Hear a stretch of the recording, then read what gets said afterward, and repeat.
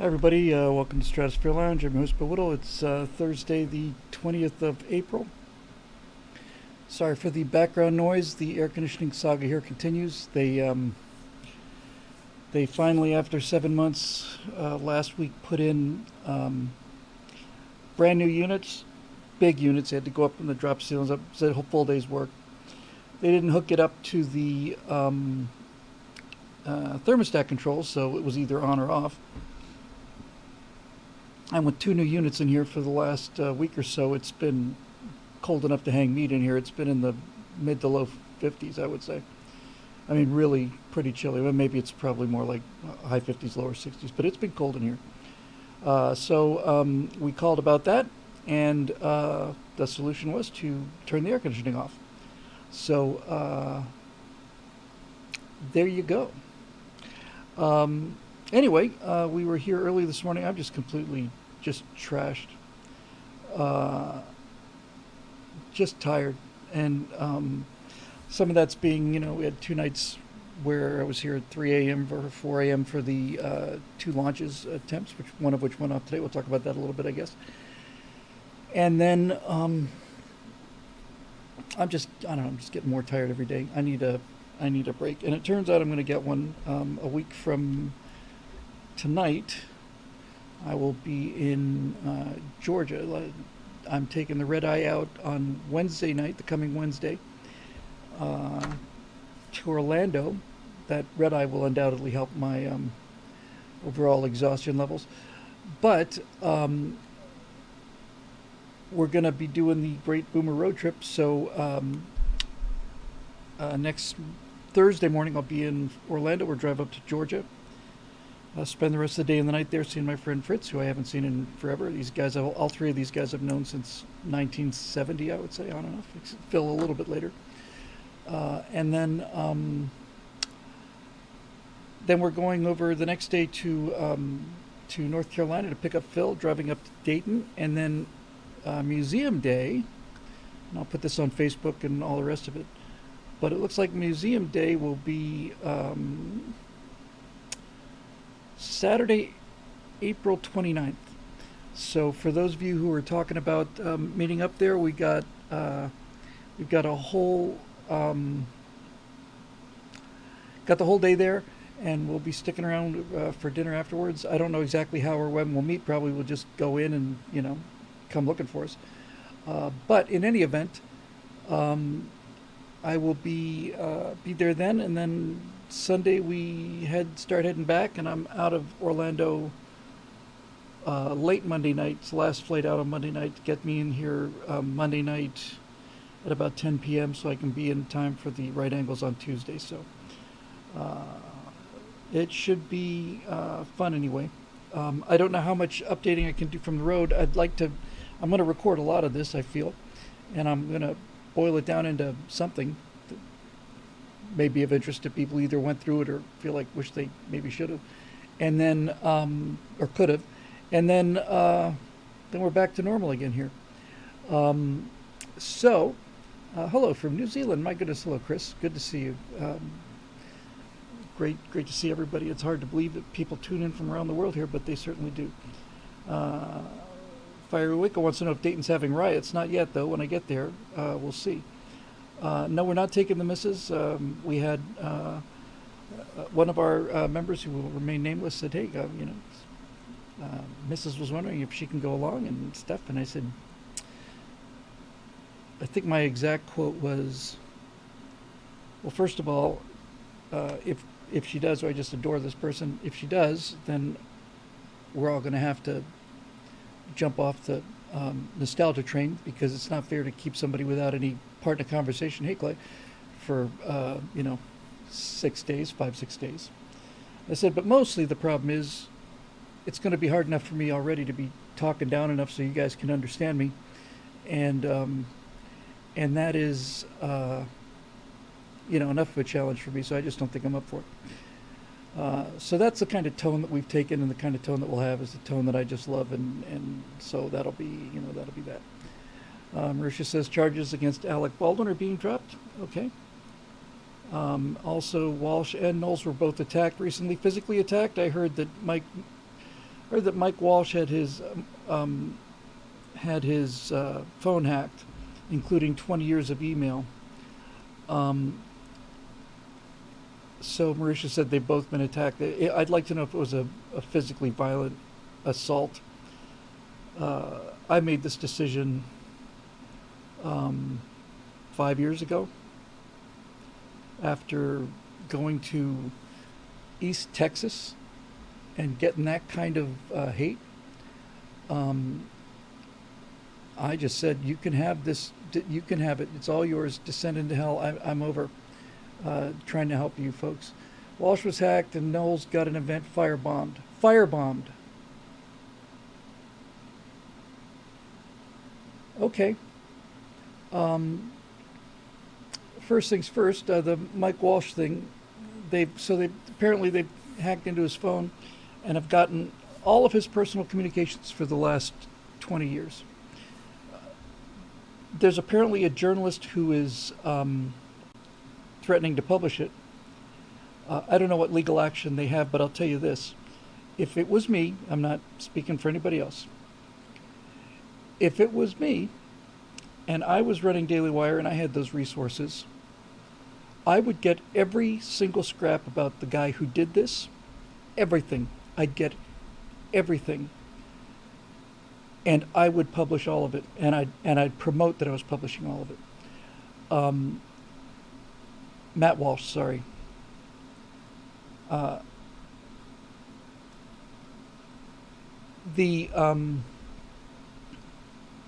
what I would do. There's a guy who apparently is announced that he's got the information, hacked into it illegally. If you have legal remedy to that, great. If not, I would take, yeah, I know, I just know I'm Mike Walsh, so. I would take all of my resources and I would get everything I could on this guy. I would pay whatever I had to pay to get everything on this guy, and then I would not only release it, I would promote it, that I was releasing it. This is the perfect example of the kind of thing we've been talking about all the time. These people will never stop unless there's a cost to them. I would just put up billboards with this information. I really would. So that's the first thing I had to say about hearing that. Our good friend Clay told me about this either yesterday or today. I think it was today. G.K. Masterson, what happened in East Texas. I went to a speaking event in East Texas 5 years ago. Texas. And all that happened was me just getting shouted at the whole time and just me arguing with people and actually winning them over. And that's where Malibu Trotsky was. And I just came out of there saying, why am I doing this? I have no obligation to do this. I'm not going to single-handedly change the course of this culture. You savages want to get to the point where anybody who disagrees with you is basically has to be shouted down. That's what a university is now. Knock yourself out. Knock yourself out. Yeah, they're after Walsh because and Knowles and everybody else because they're effective. But this is a perfect example of like, this is not time to be nice. This is not time to rise above it. They should sue the living hell out of this guy for every penny he has. They need to find out. I put a private investigator on it and find out if there was big money behind this, if Soros or anybody else was behind this. If it turns out there was, then I would go after those people and I would sue the living daylights out of them. And if I could not get satisfaction that way, I would just do the same thing to them. In fact, I think if I were now this is why I'm not in charge of Daily Wire, because I'm not as cool-headed as the people needed to run a large company successfully. But I would get all the information I could on all these people, and I would simply nuke them. So that's the first thing I would say. Second thing I will say is, if you took 20 years of everybody's personal communications, you can certainly put together whatever string of dots that you want to connect to make you say whatever you want to. I've had this happen to me before, obviously. And so I'm just saying in advance, I don't know how many people feel this way. I suspect most of them do. But I'm saying in advance, I don't care what they find about Matt Walsh. I don't care. I don't care what he says. I don't care if he said horrible things about Trump or horrible things about America, horrible things about me, horrible things about anything. I don't care. It doesn't matter to me at all. It doesn't matter. There's nothing. I don't know what they're hoping to gain from this. Are they hoping to find that they find something scandalous in Matt Walsh's past that's going to what? That's going to cause conservatives to abandon him? I don't think so. And I don't think there's anybody out there. See, this is the thing. They think this about Trump too. They think, oh well, if we report about this and they find out that Donald Trump said this or Donald Trump did that, then they won't like Trump anymore because they're conservatives. It's like, no, we know exactly what we're getting. Not only with Donald Trump or Matt Walsh or everybody, we know people are human beings. It doesn't matter to us. Jeremy's response is LOL. That's probably a better response, but mine would be LOL asterisk, prepare to duck and cover. It's just plain, okay, this is what it is, then this is what it is. Somebody pointed out that some trans person has posted, and a number of them apparently feel like they say, well, I'm going to ammo up and I'm going into the women's bathroom and just try and stop me. I am concerned. I don't have any evidence for this. I just am concerned that when you look at the people who are trans maniacs, they are so emotionally unstable in the first place. You hear them screaming at the top of their lungs that literal genocide is being committed against trans people. Literal genocide. They're murdering all of us, is what they're saying to each other. They're just running around. They're murdering us all. They're murdering us all. Nobody's murdering you. If you're using the number of suicides as a number for people who've died, you killing yourself is not the same thing as me killing you. You might want to think about that a little bit. So it's not exactly an actual... 6 million Jews didn't shoot themselves, okay? So genocide, no. Murder, no. Furball 321 says, just in, House Republicans passed bill to ban transgender athletes and women and girls' sports. Good.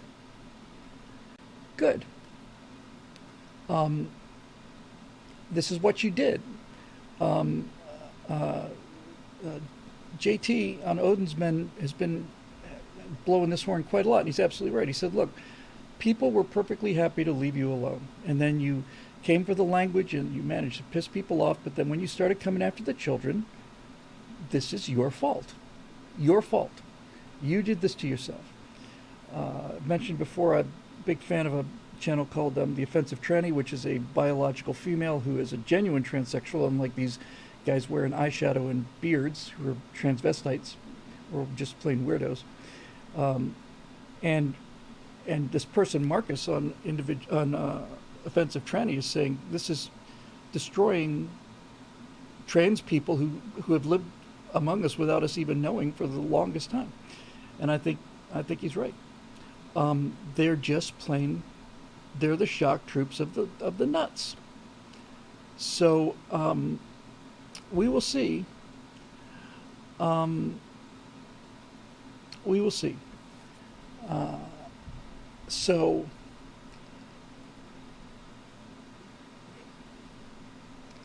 the thing, I've mentioned this before, and the thing I find most unbelievable about all of this, actually, about the whole trans thing, the thing I find most unbelievable about it is that, as an example, biological males who transition to being transgender females genuinely, honestly, truly think that they could talk straight males into treating them like women. They believe it. They believe that they become women through transmutation, and that because they're women now, straight men will date them. That's what they wanted from the beginning. They wanted to be dated by straight males, and they don't know why this isn't happening, why they're not, and they're trying to talk us into it. There's a video out there, I don't know where I saw it, Odin's Men or somebody else. It's this black woman, transsexual, biological male, explaining the 5 reasons why transsexual females are better than biological females for straight men to date. They appear more, they're more feminine than actual females, this person says. And they go on and on and on and on and on about why you should buy brand X over, well, brand Y over brand X. And they really believe it. And they don't know what's wrong. I've seen shades of this with Dylan Mulvaney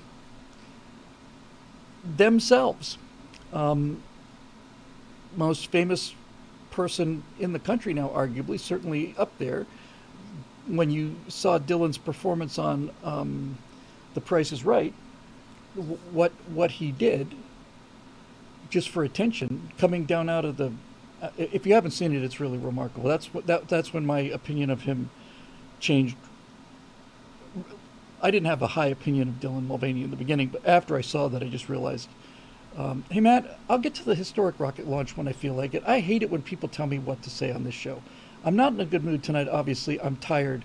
But when people say, hey, let's, you know what, I want to hear about this, it's like, that's not how the show works. So I'm sorry, but I'm just not gonna do that. I'm just not. And it drives me out of my mind when I hear these kind of things, you know. I'm tired of hearing about this. Well, then okay. There, you know, there's the channel. So when you saw Dylan doing the prancing around, you just say there's something really wrong about this guy. It'll be just really hard to explain why this person is doing that, except for the fact that they're pathological narcissists, and they're not even attention whores or drama queens. They're just simply nuts. They're people who have to be looked at. So, you know, there you go. So, Druzel Tech and Games for a super chat, thanks. Do you think they actually only know why biological men won't date them, or are they using this as a vector to demonize their political opposition? I believe that they just simply genuinely believe it. I don't think they'd go to this trouble otherwise. I just don't think that they'd go to any of this trouble otherwise. They've completely, irreversibly changed their lives. That's not something you do. Coffee Shinato said, have you seen the Dylan's Price is Right appearance? That's exactly what I was just talking about. The guy's a psychotic attention junkie. And I think it became clear to him that this was a way to become really, really famous. And then I saw the James O'Keefe thing, where he confronted Dylan about people in prison, women in prison being raped by men who claim that they're women just so they can go to the women's prison. Do you have anything to say about this? Not another word. Please just get out of my elevator. Silence, absolute silence. And I looked at this and I could tell Dylan was pretty shaken by all this. And we haven't heard anything from Dylan since the Bud Light catastrophe. And my thought just keeps coming back to the same thing. Well, Dylan, you wanted to be famous. You wanted to be famous more than anything in the world. Now you're famous. And, you know, it's almost like a Twilight Zone episode. Two super chats here. Oh, I got Druzel's. Do you think they actually know why biological men won't date them? And then Sacred Order of Knightly Valor says the concept of gender assigned at birth will lead to the future, in the future, to your government doctor assigning gender to your child at birth without your say-so. This is of all the things I hear, if I was ever in a public debate with these people, you know, someplace with adequate security and, you know, restraining devices, this would be the first thing I would argue. It's like, well, just because you're assigned at birth, hold on, we're just stopping here. My sex was not assigned to me by a doctor at birth. My biological sex was announced for the sake of the record as I was born. He didn't make a decision. He simply reported the truth. And much more to the point, what happens to all of those people in the third world who give birth without doctors. Who's going to assign their birth sex? I never hear anybody bringing that up. What happens if you're out there and you live in a village in remote village in Africa or remote village anywhere, and you're delivered by a midwife, or maybe just the mother? Who's going to assign your birth sex then? Doesn't that mean that there must be billions of people out there who were not born under the care of a doctor, who simply don't know what gender they are because there was no doctor there to assign their birth? What are we going to do with all of these hermaphrodites that are roaming the world out there, genderless, unsure of what to do or who they are? Shouldn't we be launching some kind of a international mission to go out into the world without doctors and start assigning birth to people who didn't have the luxury of having their gender assigned at birth? My God, they're probably acting like men and women just based on their reproductive organs. How primitive and how awful that must be. I would just run this thing into the ground. Because as we know, the third world is filled with morally unimpeachable people, and I would just simply say, well, who's assigning their birth? And furthermore, who assigns the birth of a chimpanzee? What doctor assigns the birth of the chimp? Or what about if a dog is? Now I understand, obviously, if a dog gives birth in a veterinary clinic, then there will be vets there to assign the birth of the puppies. But what if a dog is just having puppies out in the middle of the wild? Who's assigning the gender of them? Who's assigning gender to the lions that are born? I mean, just because one of them has got this big mane and is significantly larger than the other, it doesn't mean that that's a male lion. Surely there must be somebody there to assign the birth gender of this creature. Otherwise, there's no way to tell. I would run this into the ground, and I would ask them, at what point do humans detach themselves from the rest of every mammal on the planet? Why is it that every other animal seems to have the ability to function as their gender without having a gender assigned for them at birth? Every time you say, well, my assigned gender, every time we let them get away with that, we are letting them determine the course of the argument. We are letting them determine the box that we are going to be fighting out of. I don't go into boxes I won't get out of if I can see them. A lot of times I can't see them, but I can see them better than many people, and almost as good as some. I would just simply say, who assigned those people's birth? Because when they say, well, my gender assigned at birth, I would make the argument, thank you, epic guess, and I would just simply say, hey, your birth gender, okay, wasn't assigned to you. You were born with it. This is like, it's like they're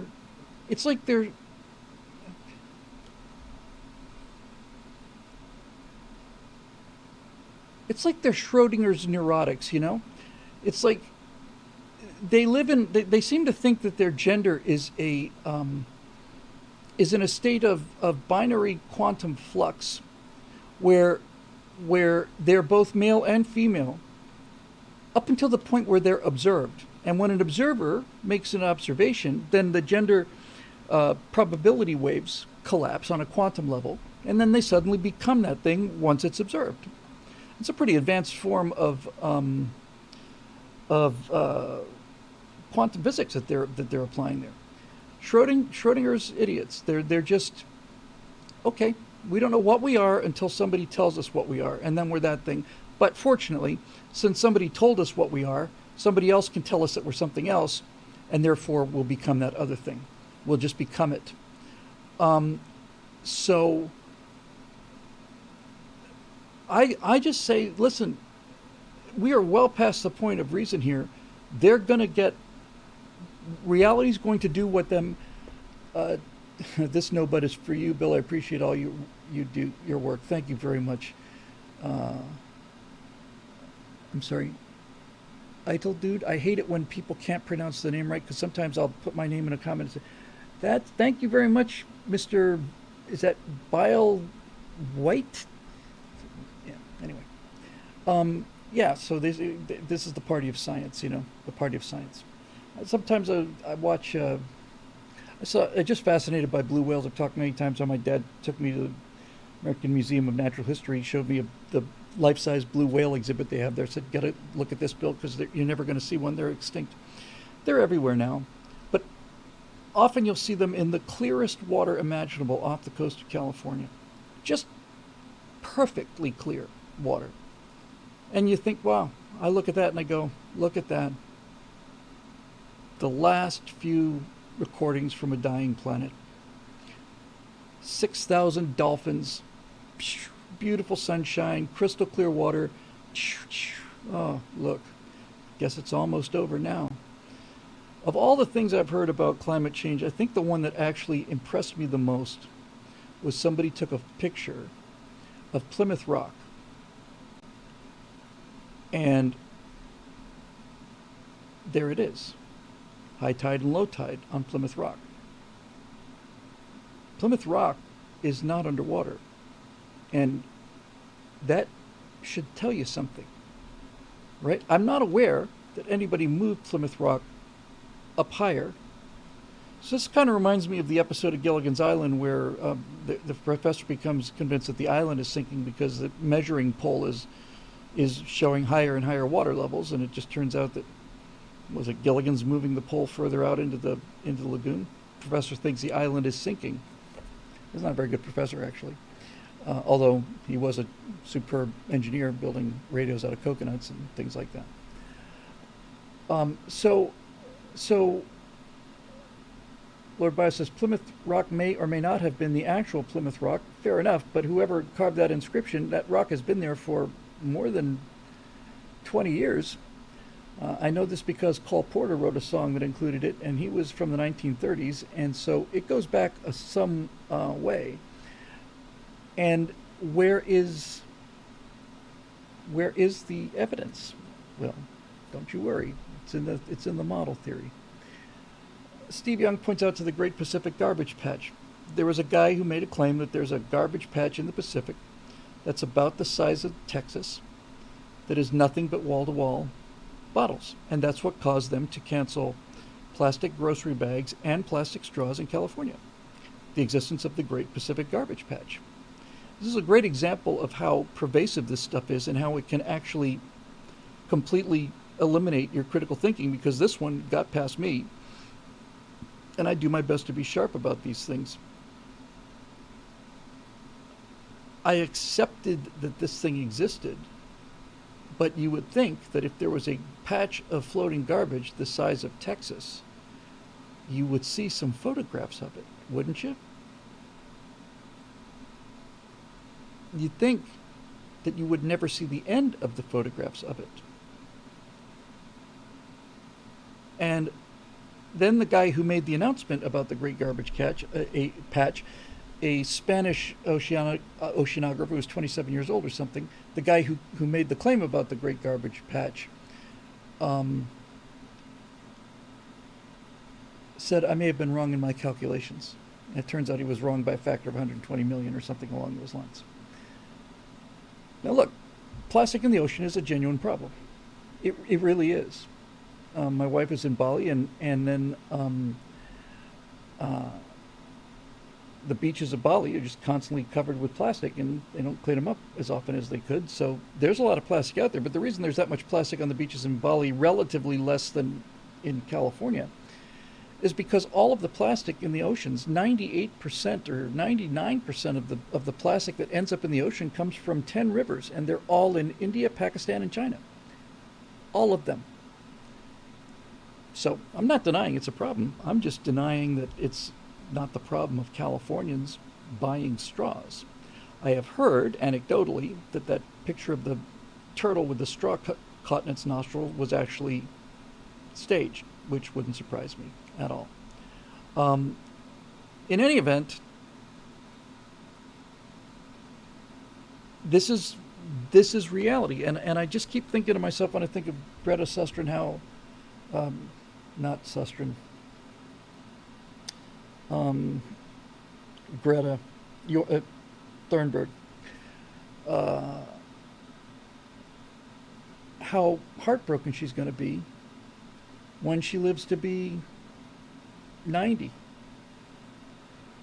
I suspect she will probably expect it until the day she dies. Um, I think it'll be just around the corner for the rest of her life, just around the corner, because this is what happens with fanatics. There's a remarkable story about flat earthers. This is all you need to know how this works. So Flat Earth Society bought an extraordinarily expensive, well played, GK. Um, the they bought an incredibly expensive laser ring gyro. I want to say the thing's 400 grand or something like this.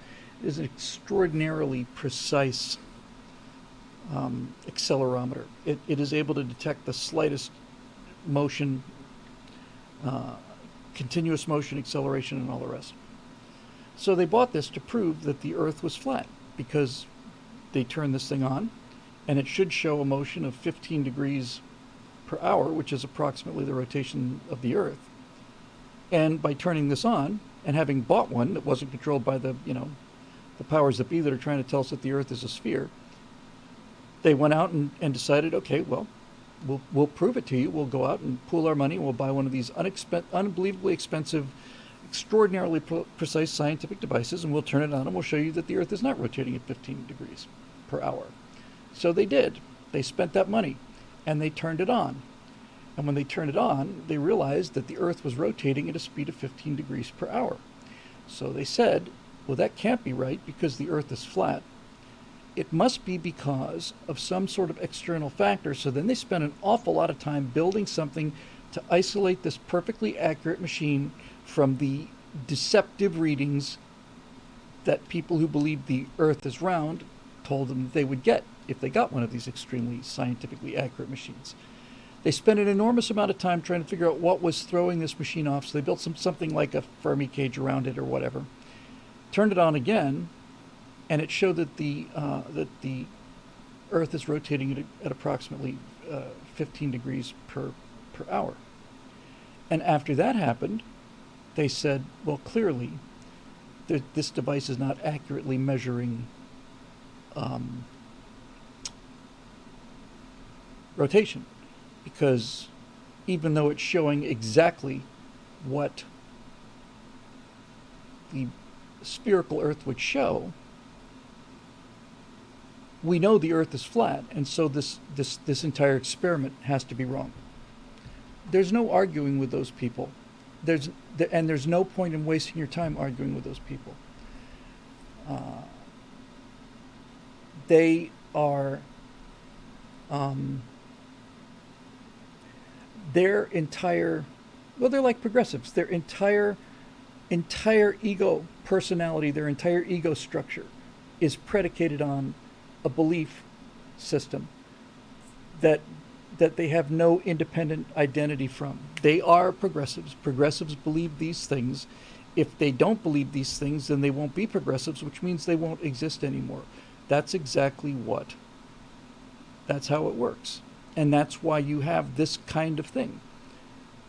This is how you have flat earthers buy an incredibly expensive piece of scientific equipment to prove that the Earth is not moving, rotating. And when it does prove that it's rotating, you come up with a reason for why that data is wrong, try to correct it, it still comes out wrong according to their theory. So then you discard the entire idea of a laser ring gyroscope as being of any use whatsoever. This is the thing you were going to use to prove it, disproved it, that's no problem. This is a mental illness of high level, and it is genuinely psychotic. It's dangerously deluded, and this is why I get down on my knees every day and thank God for the Second Amendment. I just want to talk to one of these people and say, what do you need AR-15s for? I said, I need them to protect myself from you. I'm not even worried about criminals. I'm not even so much worried about the government anymore, because I think the deterrent effect of the weapons is there. I'm worried about you. You're the reason why I have these weapons to defend myself. People like you who are determined that you're right, who have never ever given any thought to the idea that you might be wrong, and you're determined to enforce your will on other people. You're the people that I'm defending myself against. You're the people that the founding fathers knew were going to be out there. You're just the genetic defects. There's something wrong with you. You cannot be happy unless other people are miserable. I'm not going down that road with you. So I'm not saying ignore them because they're dangerous, but it's pointless to waste energy trying to argue with them. This is why the whole thing kind of comes down to triage. You know, it really is. The whole social war is triage. It's what. First of all, before I go into the word, I'd like to apologize whoever I snapped at earlier. I'm exhausted. I'm very tired. I don't know if you're still watching or if you checked out. If you checked out, if somebody knows this person, please apologize for me. I didn't mean to be that snappy. I'm just out of elastic today. So anyway, I forget the hell what I was saying. Doesn't matter. Bad time to mention that 4 BLM activists and 3 Russian citizens were just charged by the Justice Department with being paid by the FSB to stir up racial animosity in the U.S.? No, it doesn't surprise me. I'm actually relieved it was the FSB and not the FBI. It's just...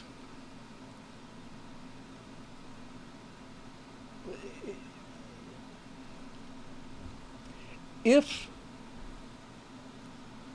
they were right, I would have to either change my mind or accept the fact that I was happier being wrong. I'd do one of those two things. In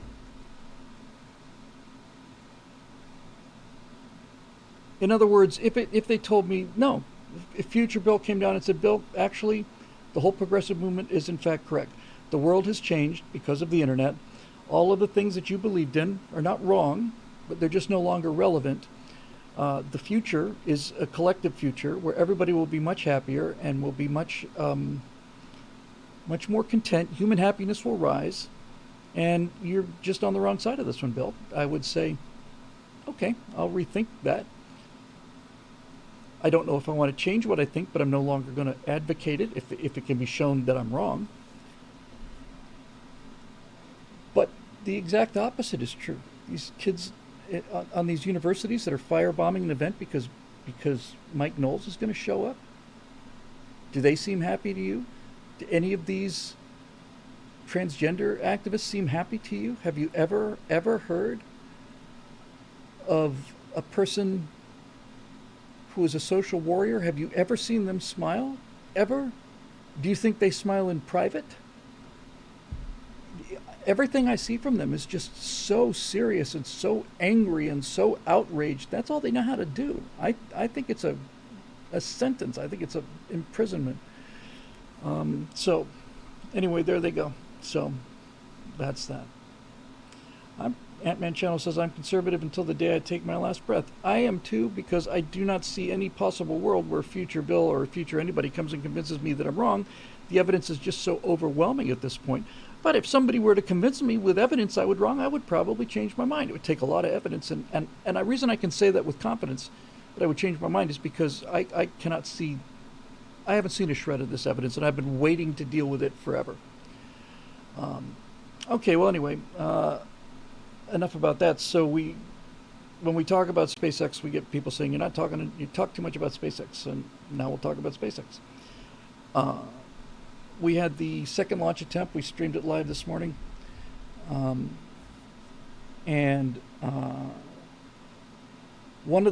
haven't seen anything since about an hour after the launch, but one of the things I saw just before I went home was a display showing all of the engines on the bottom, on the main stage of the Starship Super Heavy. And they were lit, and right at liftoff, it looked like they'd already lost 2 or 3 engines, and during the ascent, they lost another 2 or 3. Even though I was watching it on relatively low resolution screen as the thing was being streamed out, right at launch, I saw pieces coming off of the bottom of that thing. That's not good. I thought that it might be irrelevant. But Colonel Angus says debris from the Launchpad might have caused the problem. That's actually interesting. I suspect that's probably what happened, was that the thing I mean, they used the Artemis, the SRS launch, did a lot more damage to the pad than they were expecting. So all of those, the thing was short 3, 4, 5 engines for most of the ascent. Still got up to, I don't know if it got to separation altitude and attitude, but once I saw that rocket starting to deviate from the linear path, I said, that's not good. And I heard the people trying to do a little copium there. Even the SpaceX people say, "Oh, this is the flip. This is the flip where the booster flips around." It's like, yeah, but isn't it supposed to flip after the second stage goes? You don't go to all that trouble to pick up that kind of velocity on that kind of vector, and then turn at right angles to that vector and fire the rocket. No, there's something wrong. So it comes down and down and down, and then they blew it up. Look, they learned a lot. And it got off the pad, so that's all great. But I will say this, and no, obviously, I spent so much time talking about how much I admire SpaceX and Elon Musk, but what I will say is, even today,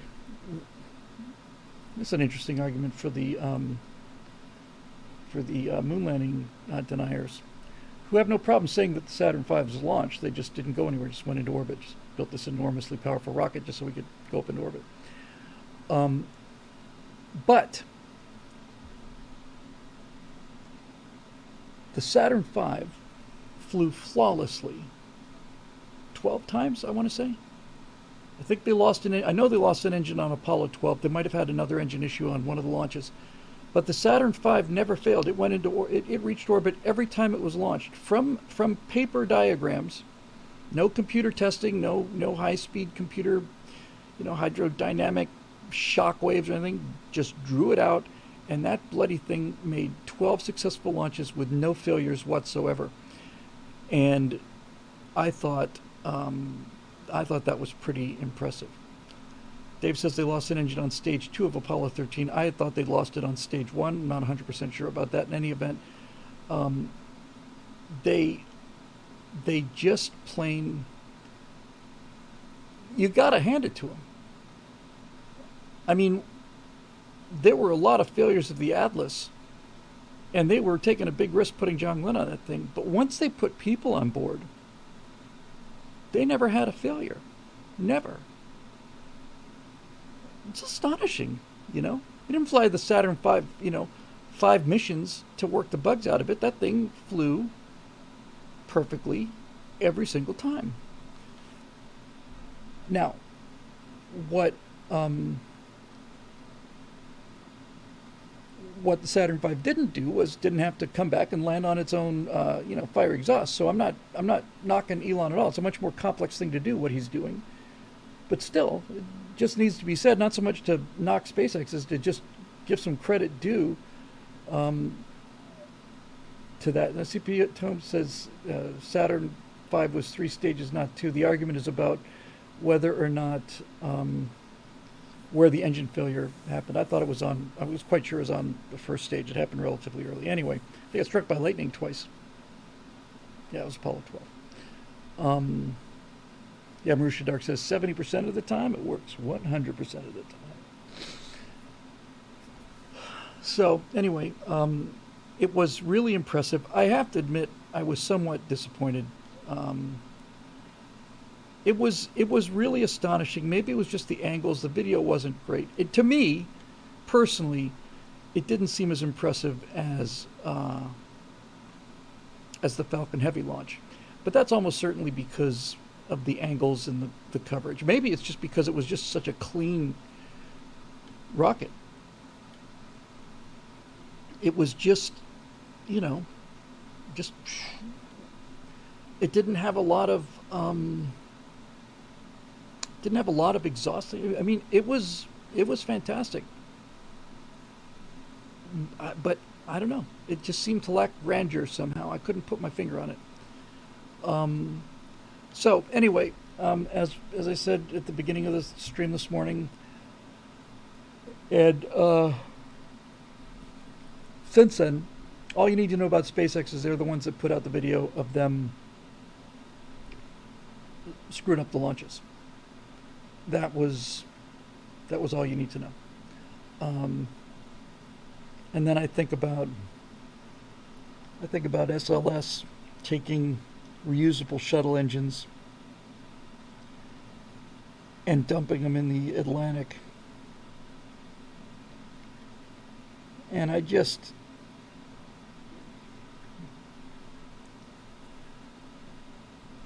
things just,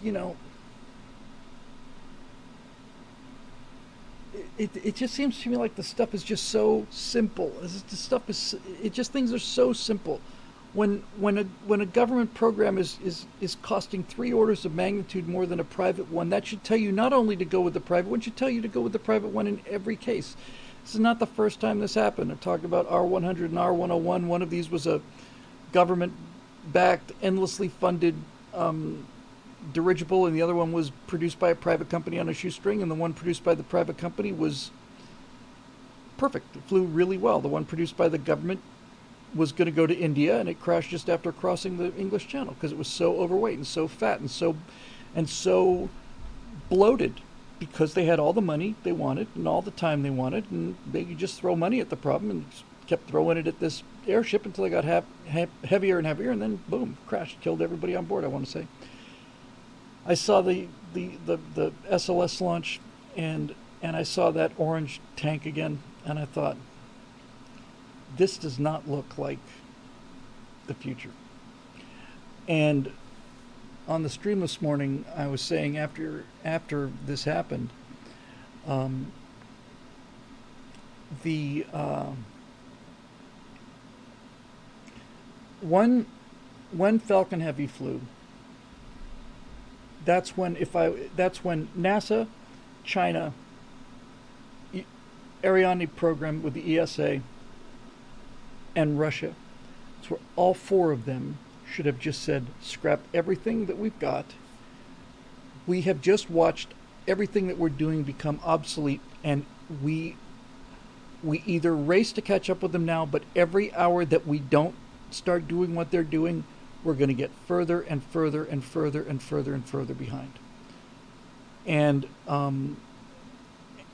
this is just so obvious to me, but institutions don't function that way. That's why I'm not afraid of China or Russia. I'm afraid of the U.S. government because it's got Americans working for it, so it's a little more effective. But in any event, all of those rockets became obsolete after Falcon Heavy. And Scott this morning on the stream quite precisely said, that is the perfect example of the sunk cost fallacy. Well, we can't just abandon everything. Think of all the money and time we put into this. Yes, you put a lot of money and a lot of time into this, but there's the future, and every single day that we don't get with the future, we continue to lose money. Well, we're already down all this money. What should we do? Well, we shouldn't spend more money. We shouldn't reinforce failure. It's time to cut our losses. Well, that would be to admit that we made a mistake. No, it would be to admit that the factors that informed the decision have changed, and so we're going to change with this new information. But no, they won't. They won't do it. They'll keep making disposable rockets, and we'll watch them fly these things into the ocean. When Elon Musk was talking about going into space on a rocket, I thought, nobody's ever going to know how to do this right. You just chucking these rockets into the ocean. I have no idea why it costs so many millions and millions and millions of dollars to launch. We've just built these unbelievably advanced rockets, not to mention the fuel tanks and all the guidance system stuff. We're just chucking them into the ocean, just throwing them away. When he came back and landed that thing, I began to realize, oh, okay. And then once I got a sense of the scale of what he was thinking for Starship, I just realized, okay, fantastic. Bruce says some people cannot absorb the loss that comes from giving up, such that they're damned if they do and they're damned if they don't. Yeah, they're damned if they don't, actually. They just plain, it's just not how they're built. And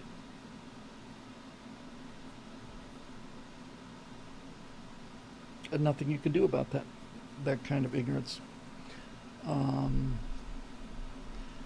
So SLS went around the moon, unmanned or unpersoned, and after they landed, they said our next launch attempt will be in about 2 years. And I thought, what? And then Steve Green told me, yeah, they have to wait a couple years because they have to pull components out of the Artemis 1 capsule and put them into Artemis 2. Just think about that for a minute. Just think about that. I can't stand it. I don't know. Got to pay these enormous tax checks. Shovel it into the hole. The roads, part of the roads here in LA County are like Mogadishu. We're not spending enough money on roads, I guess that must be it. So, I don't know. You launch a space station, $1 trillion space station or whatever it ended up being, and you decide you want to get the Russians to help with this. So you put the space station into an orbit that is inclined enough for the Russian rockets to reach, and by inclining that orbit so much, the station becomes useless for anything in terms of exploring the solar system. We had to destroy the space station in order to save it. This is the world we live in now. Everything is too big, folks. The government, the budgets, the money, it's too big. $10 billion is a rounding error. The Pentagon can't account for 1.3 thousand billion dollars. They don't know where it went. I know where it went. And this is just going to get worse as it gets bigger and bigger and bigger. No one's responsible for the money. It's like a tornado. It's just sucking in more and more and more energy, and it's going faster and faster. And the faster it goes, the more it pulls stuff into it. It's a black hole, and it just eats money. And the more money it eats, the more money it wants, and that's it. And there's no stopping it. It's just simply going to have to basically run out of fuel. President-elect A1 Abrams said, Bill Whittle, we had to destroy the space station to save it.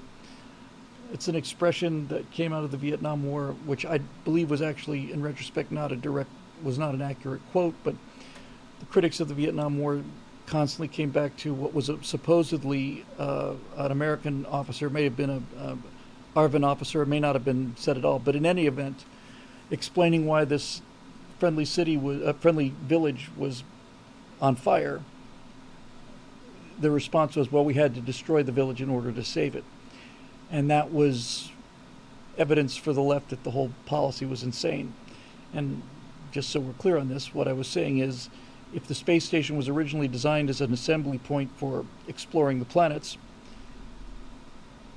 by changing its orbit after it's up there, inclining the orbit enough so that Russia, which is relatively far north in terms of launching, could reach the station, we basically said, well, we need Russia's help to build the station, so we'll incline the orbit of the ISS so that it is now useless for what it was essentially built to be.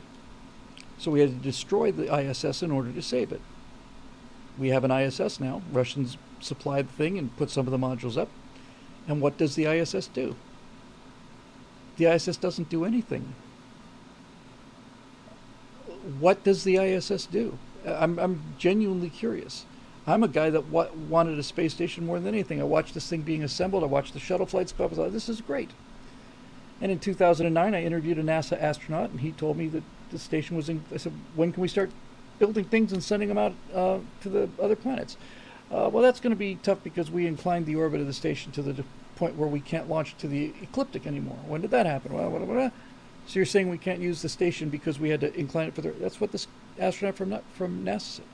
And then he started backtracking like, yeah, but there's still plenty of things that the ISS can be used for. What? This is what NASA has become. This is why Elon Musk is the hope for the future. NASA had become an agency that spent 30 years building a space shuttle. What's the purpose of the space shuttle? To get people to the space station. What's the purpose of the space station? to give the shuttle a place to go. Didn't the ISS conduct bioexperiments? Yes. And I suppose they continue to conduct bioexperiments, but I don't know that there's anything that they learned on ISS in 25 or 30 years that you couldn't have learned on Skylab in 6 months. I just expect better than this. This is the curse of growing up in the space age. Really, the curse of it. And why it's going to be so painful going to the Air Force Museum on the 29th of April. Because it'll be evidence of what we can do when we have our act together. That's just going to be proof positive that this is what we could do if we weren't shooting ourselves in the foot. If we didn't have to drag all of these other idiots along, you know. Dave Big Booty says, if Elon gets a Starship up there, can he get the ISS into a proper orbit? It's an interesting question. Basically, it's all energy. You wouldn't want to... I don't think that there's any way that...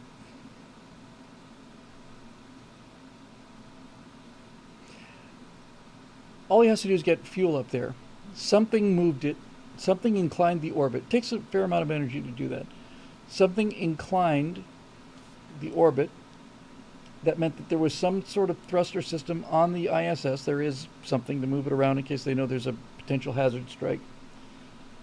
So they've got obviously some kind of reaction control system that over time will incline the orbit of the ISS, and you can incline it back down again if it had enough fuel, and Starship would get you enough fuel up there, but then the Russians wouldn't be able to reach it, and so that's not going to happen. And, you know, here we go. Ant-Man Channel says, would you like to go to space, Bill? I would like to go to space, and I am obviously envious. I'm not going to pretend that I'm not, but they bought a translunar trip for 8 influencers to fly. I think it was 8. This Japanese guy, who's already bought his way into space at least once, maybe twice if I recall, has bought a flight to send influencers, YouTubers and TikTokers and all the rest, around the moon and back again. And so they can, and there'll be artists and poets and all the rest of this stuff. And I'm looking at these people, and all I see are nose rings and face tats and purple hair. And I don't know what insights they're going to give us, but it's hard to have people try to explain something that they don't understand. And I didn't see any evidence that these people had anything like that. Now, if we were talking about Dustin from Smarter Every Day, then that'd be an entirely different story. But I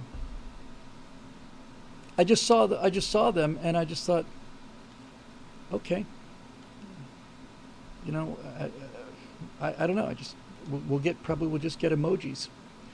How was it? You know, New Year's Eve emoji, and you know, and all the rest of that stuff. I'd like to. Obviously, I'd like to go because I feel like I could do some. The entire idea of this mission was to have people who would be able to essentially translate the experience for humans on Earth. And no, I'm not going. I don't expect to go. But it doesn't. I don't know. I may be wrong, and I'm not denying for a second it's not just envy and general surliness on my part. But when I looked at the crew, I just thought, this thing's going to be like 8 dogs watching TV. You know, they'll have some sense of what's going on, but I don't get that there's going to be much insight there. I may be wrong. I hope I'm wrong, but we'll see. M919 Silver Bullet says that if the guy really wanted to make an impact, he would give some of those flat earthers a ticket to finally shut that stupid theory down for good. You know, I've actually thought about that. I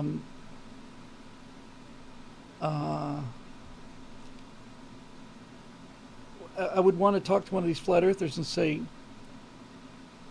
what would it take? And I already know the answer because we talked about it. You know, they tried the ring gyroscope. It didn't take that. What would it take? If we put you in a rocket and sent you into orbit, would that do it? What would he say? What would he say? What would the answer to that be? I guarantee you the result would be, I'm not going. Yeah, but we'll offer it to you for free. Just to put this to bed. We'll take the single greatest proponent of the flat earth theory and we'll put you in Blue Shepard. We'll send you up into suborbital space and you will either see the flat disk of the earth or you'll see the curvature of the earth. You'll see one or the other. You will see this with your own eyes. You won't have to be dependent on people faking data. You're going. Let's go. Eventually, the end result of that would be they would decline them for whatever reason. They'd have some good reason for declining it. Yeah, and Capital Geek says even that wouldn't do it. You could take the guy who's the #1 flat earth proponent in the world. You could take him up into space. He could see that the world is round. He could come back and land and say, guys, we're wrong. I was up there. I saw that the world is round. We're just plain mistaken. He could say that, and all the rest of the flat earthers would say, oh, so they've gotten to him too now, I guess. So they got to you too now. Okay. All right. How much did they pay you? How much did they pay you? That's how it would happen. I know exactly that's how it would happen. So, Brian L. says they would say there were fisheye windows to make it look round. Well, did it look round when you were on the ground? Did it look round when you came back down? Was there fisheye distortion looking out the windows on the way? Well, it must have. You can't help these people, and unfortunately, this is progressivism. It's like this is what fanaticism is. Fanaticism is a belief in something that is not capable of being influenced. It's just plain. It's not even faith. It's just, I think it's fear. That's the only thing I can think of. It's the only thing I can think of that's powerful enough to affect somebody's mind that much is some level of fear, some inability to face something. Just plain inability to face it. I have a friend who is a friend that, I'm going to see who I haven't seen in years, and all these 4 friends of mine from my youth, my ute. One of them's wife was a flight attendant for many years, and during her training, she was told that in an emergency, there are people who will sit there in their chairs and burn to death. It's not that they can't move, and it's not like they're trapped, and it's not even like they're so panicked they can't undo the seatbelt. They just cannot process it. And if you don't get them up and out and tell them where to go and what to do, they will sit there and burn. And I had a hard time believing that, but I don't have a hard time believing that now. I've seen it happen.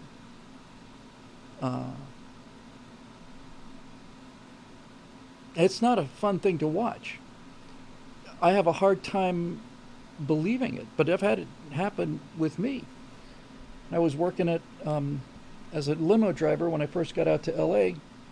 I've been there probably 2 or 3 years. We had an office in San Marino. Cars were parked out back. I hardly ever came in through the front door because I would just park the car and just come in where the limos were, go to the dispatcher, figure out what I was going to do that day. But one particular day, I came in through the front and I was walking in and I heard this thump. And I looked up the street, and not 50 feet away from me, maybe closer, a bus had stopped, and there was a black woman lying on the ground in front of this bus. And so I looked at this, and I was right in front of the office, so I immediately ran into the office, opened the door. I said, John, somebody's just been hit by a bus. Call 911, give them this address. Because most people get so flustered, go, where is it? Well, I give them our address. Just call 911, say somebody's been hit by a bus. Give them our address, and back out I go. Now, This is San Marino, so I heard sirens almost by the time I felt like it. It was 20, 30 seconds before I could start to feel the sirens. So we got this woman on the ground. I take my jacket off, put it over her because I know she doesn't, your body tends to go into shock and she's cold. And I'm talking to her. I could see that she's bleeding out of the leg, but the blood is dark, so it's not arterial blood. And there wasn't a lot of it, so that we didn't have to worry about the tourniquet, at least not immediately anyway. And I didn't see any bones coming out through the skin. I saw a couple of cuts and abrasions and stuff. So I'm trying to keep this woman comfortable and talk to her and tell her. And immediately you could hear these sirens. It was great. So these guys got there real fast. Took perfectly good care of her, and I'm sure she went on to make a full recovery. But that's not the point. The point is, I went back into the office after this had happened, and the guy who owned the company was white, and his eyes were big as saucers. And he shouts at me and he says, "Was it Jimmy?" "What? Was it Jimmy? Was it Jimmy?" "What, who was hit by the bus?" "Yes, was it Jimmy? Was it Jimmy who was hit by the bus?" I said, "No, John. No, it was just a lovely black woman. She's going to be fine." "Oh, thank God. Thank God." "Who's Jimmy?" "That's his son." What? What? Yes. He thought it was his son that had been hit by a bus. And he couldn't face it. He just couldn't. He could not go outside. I can't process that. All I can tell you is that's what happened. I can't process it. That's just what happened.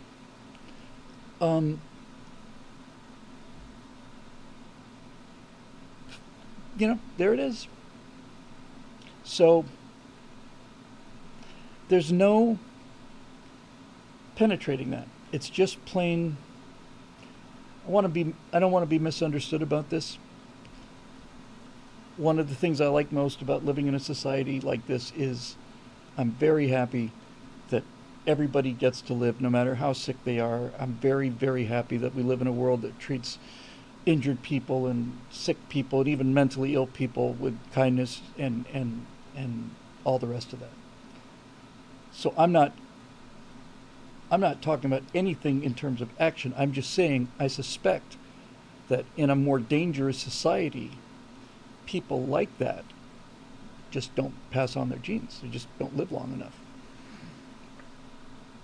So that's going to accumulate, almost like it's like reproductive errors in the cells. It's like aging, like the society ages, the body ages, and becomes less pliant and less vibrant. There's more and more damaged cells every day. The reproductive mechanism is still working, still making perfect cells, but the old cells, the damaged cells, the dead cells are not getting out of the way, and so the body ages. And I don't want to suggest for a second, because I don't ever for a second believe that there needs to be like some kind of restrictions or cull or anything like that. It's just what it is. But and the tragedy of this is you can train people to not be this way. You can just train them. You just have to stress them. That's all. I survived 3 airplane engine failures in single-engine airplanes because I had a great primary flight instructor in gliders, and I demanded that he push me as hard as he could. I said, "Jeff, I want you to really, really push me. I want my training to be much harder than anything I'm going to run into." And that's exactly what he did, and that's exactly what happened. It's exactly what happened. That's what training is. Ideally, training is set up in such a way that there's nothing that can happen in the real world that's going to be more stressful or more tough to manage than what they give you in the simulator. The simulator, they'll give you an engine failure on takeoff, and while you're fighting that, they'll give you a fire in the APU, and while they're fighting that, they'll turn off your radio. Your radio's gone. You got nobody to talk to. You can't communicate this. What are you going to do? And when you stress people out like that, then their amygdala starts to calibrate the response, and they get used to dealing with those kind of stressful situations, and then when they get into the real stress, it certainly helps. Although I suspect there's nothing that really ever gets you prepared for really being shot at for real, but having rounds fired over your head will get you at least in the ballpark. Chris Goodwin says, yeah, I'm starting flight school this year. Great, Chris. Be safe out there. Be careful. Checklists will save your life. For the sake of it, I'm not going to go off on a giant flying spree because I know that makes everybody cranky. But I will just tell you this, Chris. In aviation, there are two kinds of accidents. One of them is where you get killed and you go to St. Peter and St. Peter says to you, tough break, kid. And the other kind of accident is you get killed and you go to St. Peter and St. Peter says, what the hell were you thinking? The tough break kid accidents are 1 in 1,000 of the accidents, or 1 in 1,000 are the tough break kid. That's where something just happens, no matter how prepared you are, no matter how careful you are, it's just some fluke. But the reason those are 1 in 1,000 is because there's almost never a single event that'll cause an accident. It's always a combination of things. So what I'm getting at, Chris, is you're virtually impossible that you're going to, in fact, it is for all intents and purposes impossible that something will happen to you that will be unrecoverable. It will almost certainly be a series of bad decisions, and all you have to do is break one of those. Right? You just have to break one.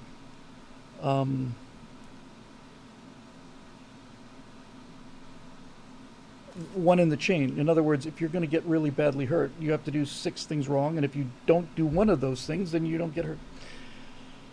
So, yeah, now somebody in the comment section says, the Long Easy's great airplane. Problem is its VNE is 240 knots. VNE is a velocity never exceeds speed. It basically means you're overspeeding the airplane.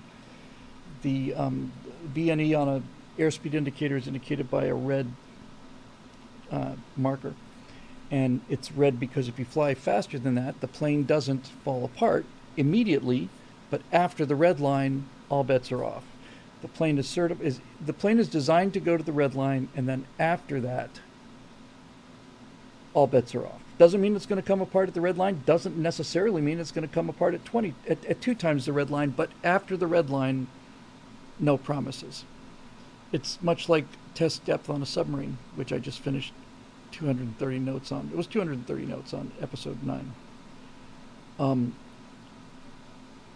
So a submarine is rated to its test depth. That is the deepest that the sub is rated to go. You don't want to go below test depth.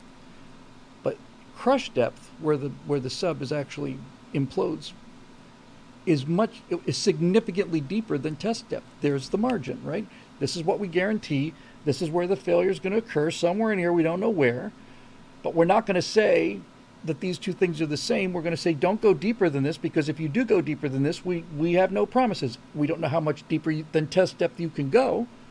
Maybe you can go a lot deeper than test depth. Maybe you can only go a little deeper than test depth. But in any event, don't exceed test depth. Don't exceed VNE. Now, I was flying a Velocity, which is a 4-seat canard with retractable gear, big-ass engine.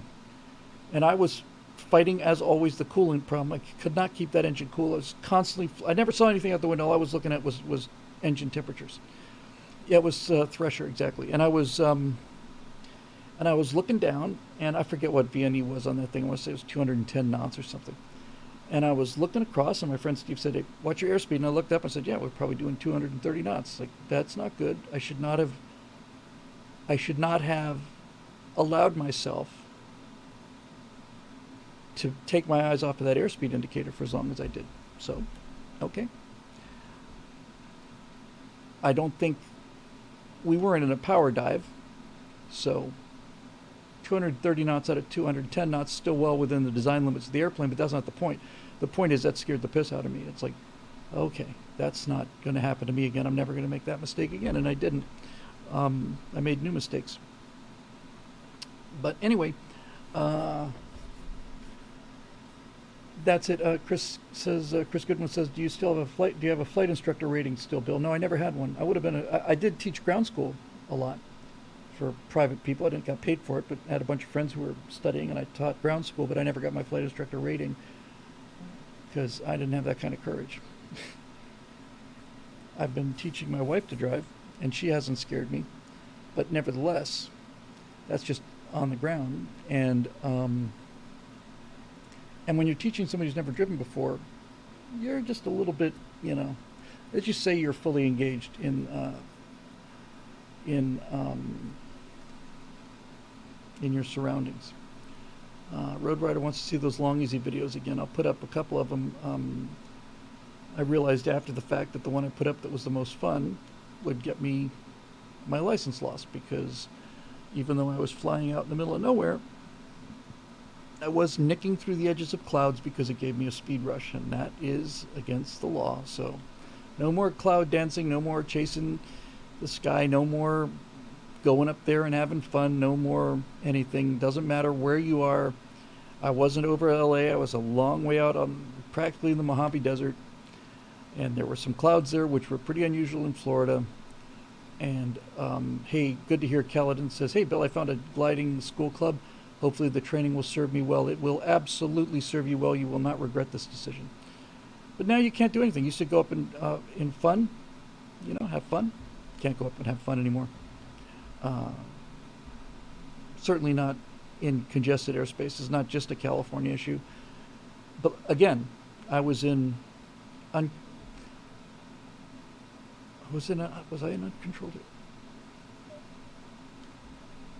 I certainly was not in the control zone of any airports, and I was not in any restricted flight areas.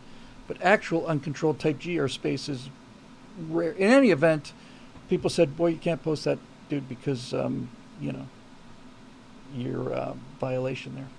I had a flight instructor tell me about that. It's like, you just kind of flew through that cloud there, and he said, yeah, actually, Bill, you did not just fly through a cloud, because flying through a cloud, I'm not talking about going through heavy clouds, I'm just talking about nicking the edge of a cloud. You can't do that. You didn't just fly through a cloud, Bill, because that would be illegal. You just flew through some virga. I thought, okay, that sounds good. What's virga? Virga is rain droplets that don't reach the ground. It rains at altitude, but before the droplets can hit the ground, water evaporates again. So you just got rained on. You didn't go through a cloud. I said, absolutely, that's exactly what happened. It's exactly what happened.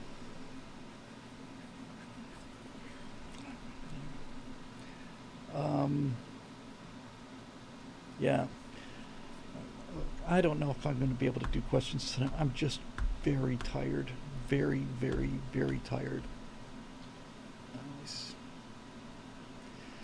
I realize I need to do the questions, and then I just, this kind of sick feeling like, okay.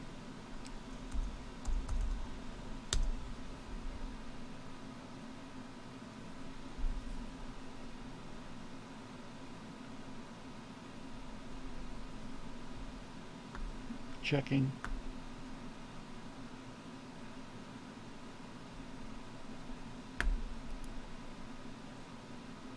I just want to go home and sleep, honestly.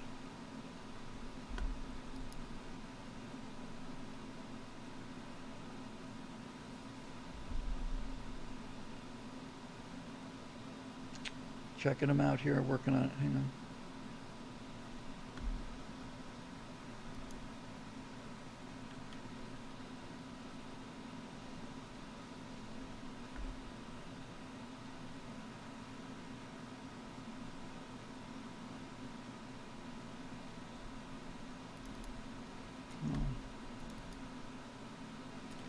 Henry Lumley posted a very nice picture of Starship montage there. Henry also picked, this is the launch mount before and after. This is interesting.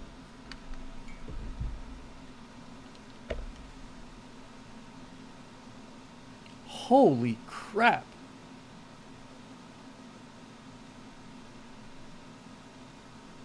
Wow.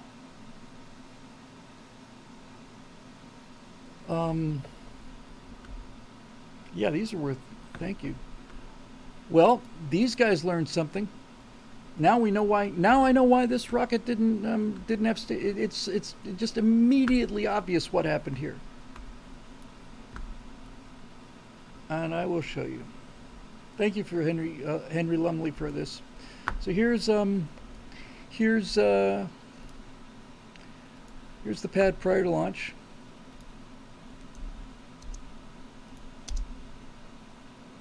Oh man, honestly, that's just shocking. Oh, that's not what I want to show. Hang on. Stop. Go away. What the hell is this? Well, that's from earlier today. This is what I want to show first. Nope.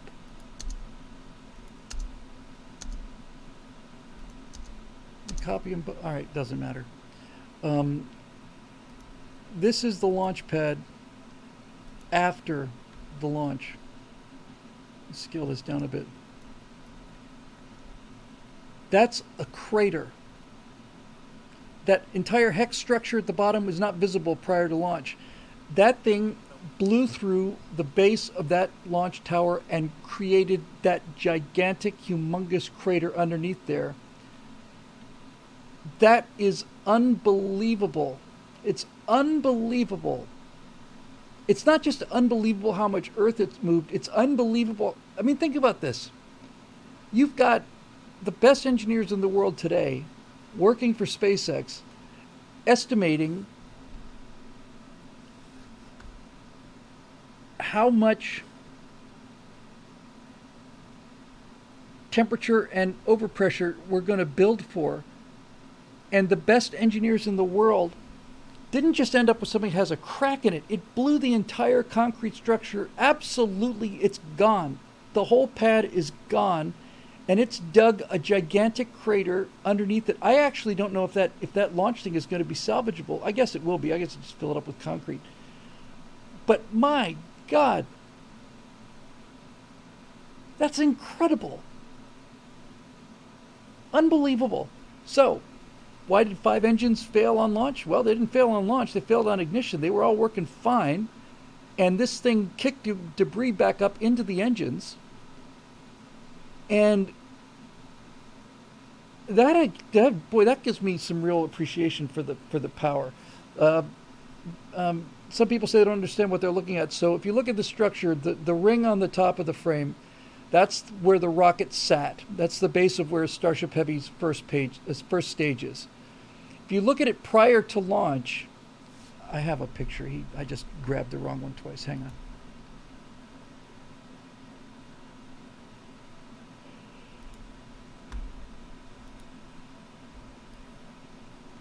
So, come on. So, this is what the pad looked like before launch. Okay.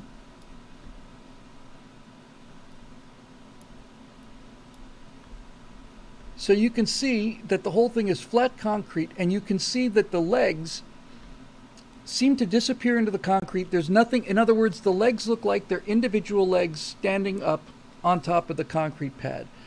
But when you look at what the thing looked like afterwards, you could look at the 6 legs there. Notice how they appear to be going into the ground. On this one, it dug a hole so deep that you can see that bottom hexagon that's linking the legs together. It blew all of that concrete away.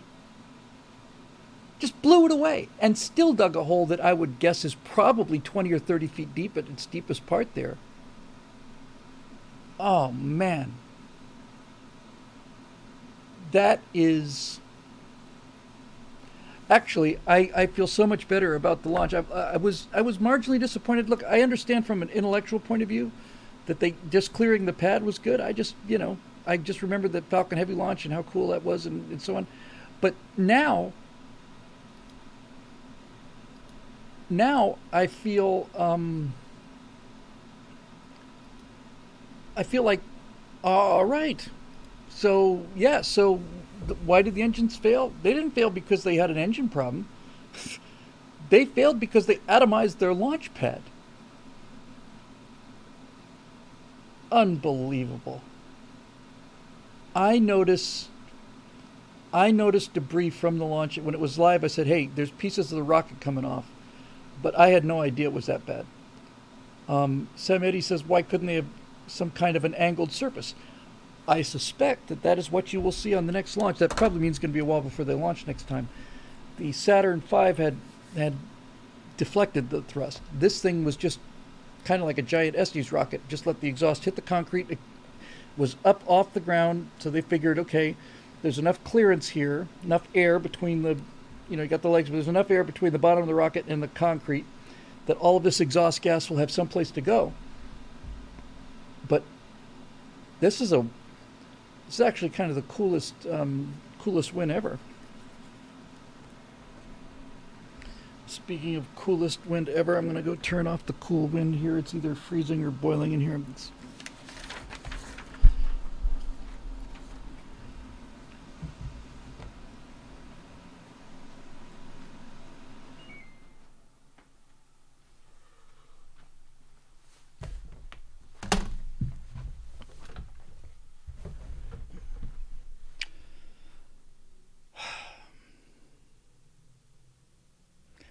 Okay.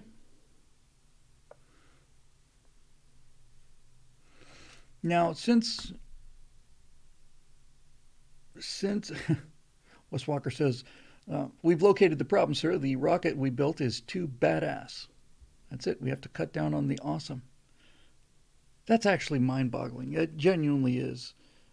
Let's see what we got here. So a couple people saying I can do questions. There's good questions in there. We'll see.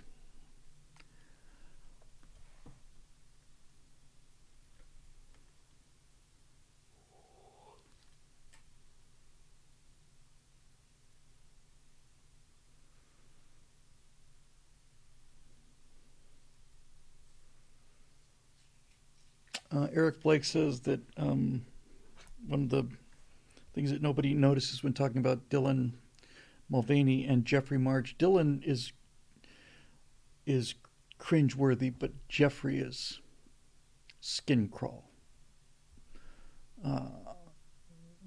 Eric points out that both of these guys are using their male names. They're both using their male pre-transition names. They're dead naming themselves. It's actually a really good point.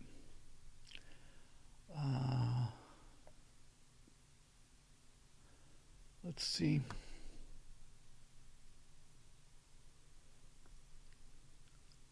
I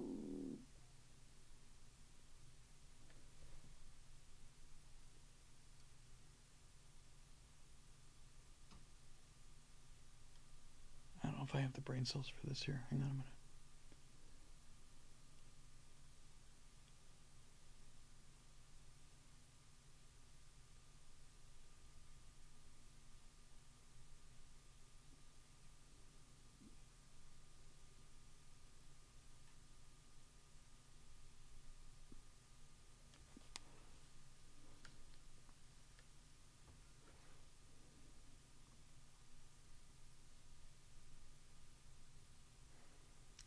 I can't even really make sense out of this. It's not you. My brain's just cooked. I just can't figure out what these things are.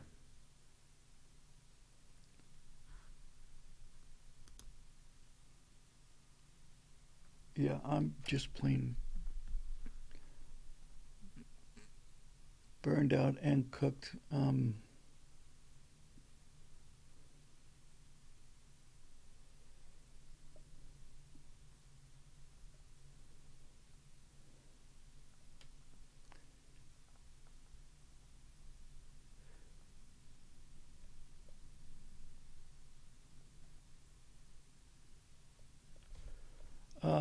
Okay, so I'm just going to do two of them, and I'm sorry. I really am genuinely sorry. The other questions are great. I can't process it. I'm just tired. I'm really, really tired, and I just got to get back on this hamster wheel. And after this, I got to do another couple of right angles and get those things up. So I'm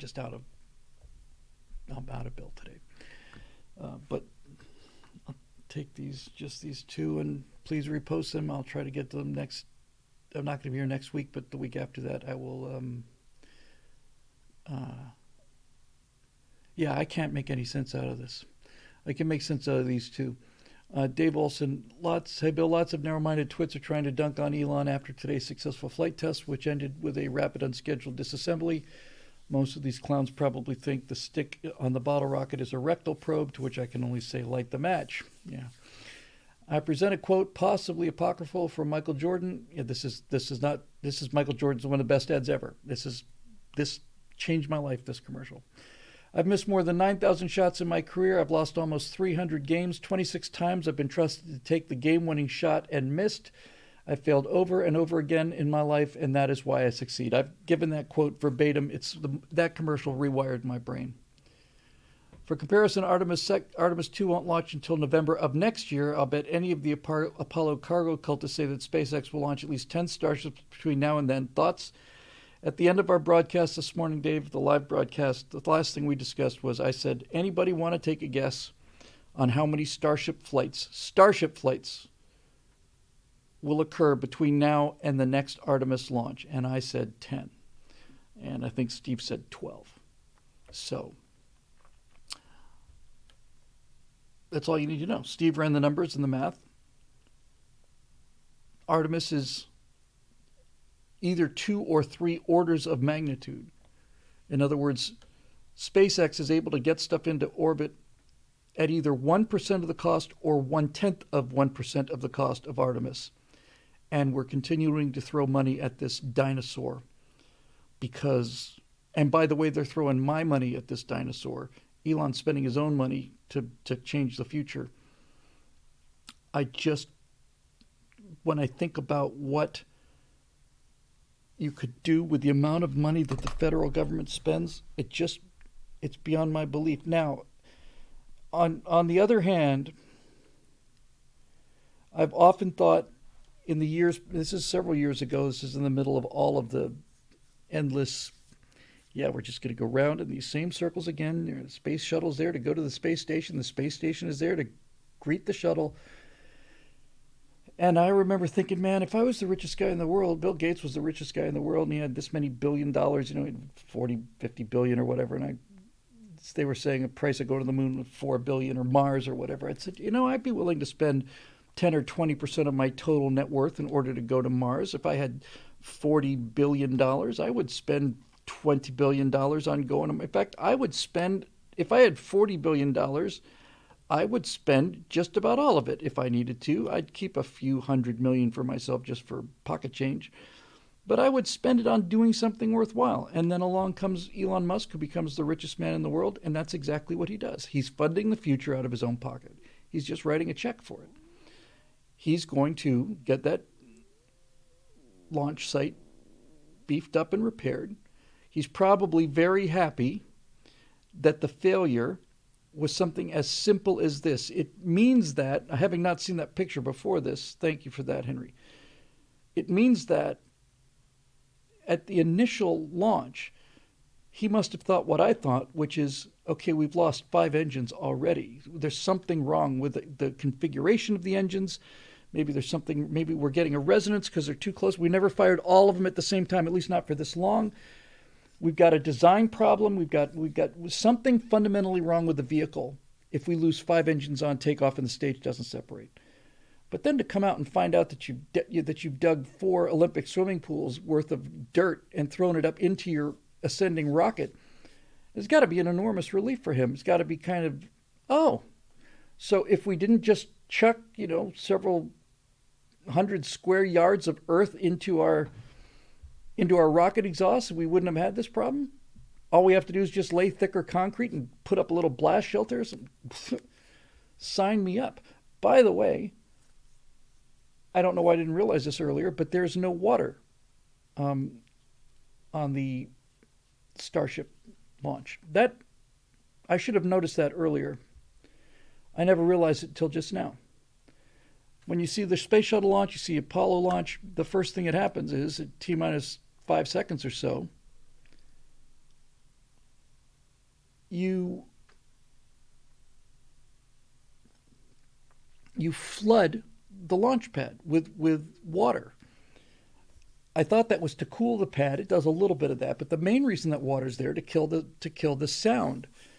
The sound is not. It's just not just that it's loud. When you have a bomb go off, you're compressing air to the point where it'll blow concrete over. So what they're trying to do is they're trying to dampen out the shock wave from those boosters igniting. And since they never, only now I'm realizing they didn't run water. It's called water suppression, and they didn't run water suppression on this. It wasn't designed to be run. So I guess they're going to have to be thinking about that, because that water will take a lot of that punch away. Water is 600 times more massive than air is, and so you pump enough water in there, it's basically a giant marshmallow that eats up most of the shock wave. And I actually feel much, much better, and I know Elon must feel better too. Yeah, our engines weren't designed to have tons of dirt shoved into them at hypersonic speeds while they're still on the pad. Turns out that, they function better if that doesn't happen. So I would say that's just a gigantic success. And I thought there was a design failure. There's some 5 engines. It's not one engine. 5 engines, and so on. So there's that. People are talking about can we fly nuclear waste into the sun? We could fly nuclear waste into the sun. We could take the risk on the launch failing. It's heavy. It's heavier than lead, and we could launch it into the sun. But my question is, why don't we just bury it? Why don't we just dig a hole and bury it? This is the thing that is like, I've heard this many times. Can we put, I used to say this myself, you fly it into the sun, that'll get rid of it. Yes, or you could bury it. You could bury it. That would be considerably easier, less expensive, and you could just bury it. And that would do it just fine. And we had a place to bury it. Dave Big Booty says thorium reactors burn nuclear waste. I assume they're essentially almost the opposite of breeder reactors. They take plutonium and degrade it. But you can just bury it, and we had a place to bury it. It was ready to go. Was it Yucca Flats? We had a giant, extremely stable, huge, vast underground salt mine area that was absolutely enormous, ready to go. And you would bury that stuff there, and it would be perfectly safe unless you went in there and started dicking around. So you bury it and then pour concrete on it. What's going to happen? Nothing. There's no fault line. It's not like built it on a fault line. It's just a big, deep, stable hole. It's nowhere near the water supply. It's nowhere near any aquifers or anything. They spent a lot of time and money and developed this thing to bury it. And then the hippies got a hold of it and said, no, we can't have you burying the waste. If you bury the waste, then we won't have anything to complain about. If we don't have anything to complain about, then everybody will have essentially limitless free power, which is the future I thought I was going to live in. And if everybody has limitless free power, well, then they'd just be able to go off and do their own thing. We wouldn't be able to control them at all. So we can't let this happen. We can't do that. Scrappy says throw it into the Marianas Trench. If you throw it into the Marianas Trench, it will eventually subsume into the earth as the crust folds under. But meanwhile, you've got all of this water. If you have a problem with it, if it leaks, if it goes down to corrosion or pressure, now you've got nuclear waste in the ocean. Why not just bury it? What's the problem? What's the problem? I don't know. I don't know what the problem is. Group of activists tried to stop a train that was bringing waste toward Yucca Flat.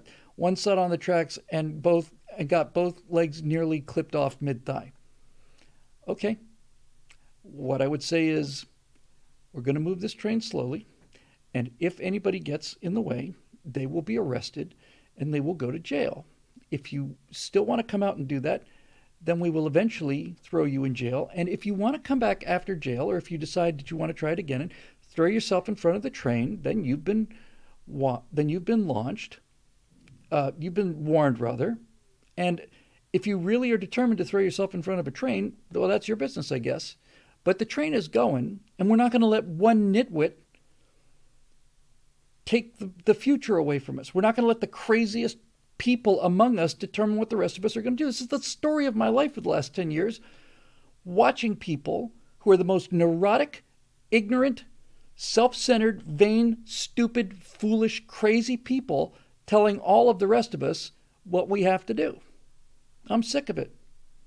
The Big House says, launch the hippies into the sun. Now that is a superb idea, because unlike nuclear waste, hippies never sleep.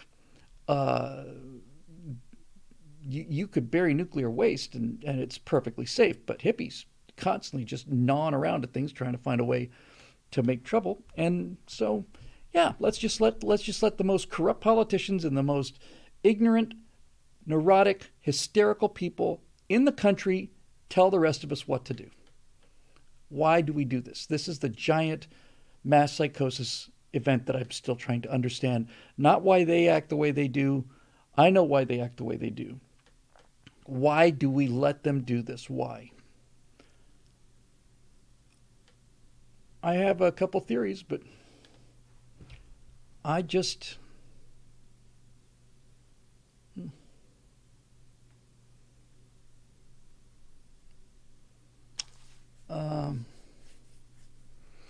there was an activist, an animal rights activist. I forget her name and I don't care to remember it. She was protesting at a pig processing plant, and these people would throw themselves in front of... They'd stand in front of these trucks, and the trucks that are filled with pigs would stop, and then the police would come and they'd arrest them or whatever. And this woman did this a lot, and I don't know what the details are. I don't know if she just suddenly stepped in front of this truck or whatever, but in any event, she got hit by the truck and was killed. And now she's a martyr for the cause, and everybody's out there in her name and so on, and I'm looking at this and I'm saying, hey, lady, if you want to protest this, you can protest it. If you want to pass legislation to stop it, you can do that. But this is private property, and if you are determined to stand in front of a truck, then don't expect any sympathy from me if the truck hits you. You don't get to determine what the rest of us do or what the rest of us eat. You may not like pig processing plants. You may think they're cruel and all the rest of that, and you may be right even.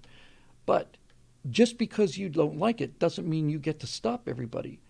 And so if you're going to throw yourself in front of a truck, then be prepared to be run over by a truck.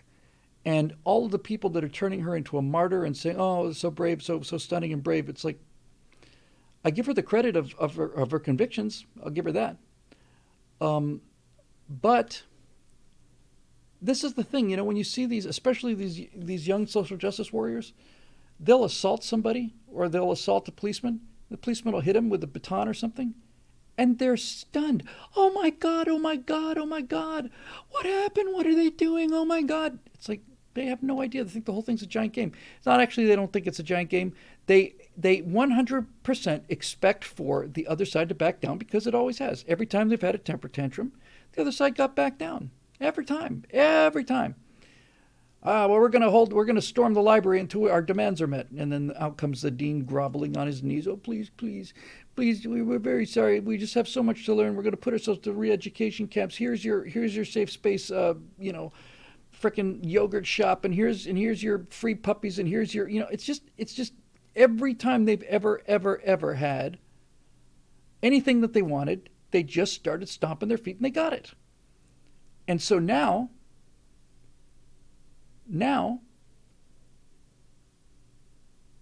it's time for reality to hit back.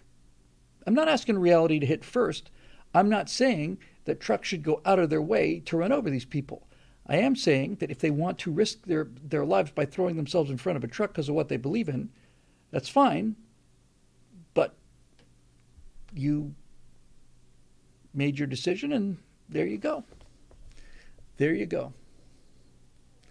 So I'm just so tired. I'm so tired of it. I'm so tired of it. I just keep watching it. The President of the United States doesn't know what day it is. That means somebody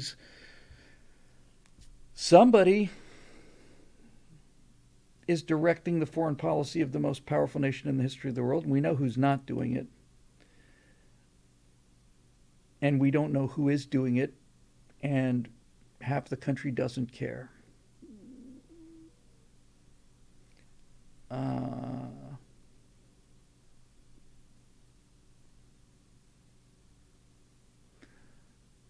so, anyway, P7 2017 says basically Bill's not saying kill all the stupid people. He's just saying just take off the warning labels. It's not even that. I have no problem with the warning labels. I'm just saying if somebody wants to, if there's a fence around a giant hole and there's a lot of signs that say warning, giant hole ahead, 400 feet, warning, giant hole ahead, 300 feet, warning, warning, warning, you are approaching a giant hole. And then at the hole, there's a gigantic steel crash-proof boundary fence that's sunken into the earth with reinforced steel and concrete barriers and barbed wire. And then if somebody wants to go past those signs, climb the barbed wire, and then threaten to jump off the side, I'm saying, okay. Okay. There you go. Knock yourself out.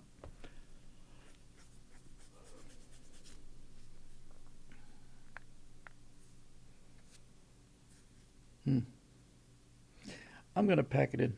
I'm sorry. I've just been up since 3, and I've been up a lot this week, and I can't even process the questions. I've got shows that I have to edit tonight, and I'm not able to do those either. I'm going to have to come in tomorrow morning before 6 so I can get those things out on time, and I'm just out of juice. So I'm just going to go. The show's made possible by the members of BillWhittle.com. Again, my apologies for being cranky today. I know I must have hurt some people's feelings. I hope you forgive me for that. I was just plain. I just didn't want to cancel, especially since I'm not going to be here next week. But it's just only so much I can take. Sometimes this is one of those days. So, in any event, thank you very much for your support, and we'll see you next week right here on the Stratosphere Lounge.